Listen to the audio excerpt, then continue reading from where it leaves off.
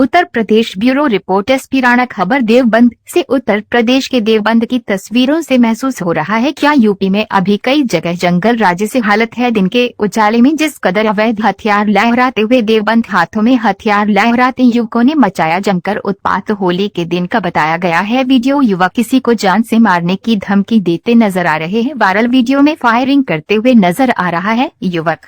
Video social media पर हो रहा है वायरल। थाना देवबंद के भटोल गांव का बताया जा रहा है वीडियो।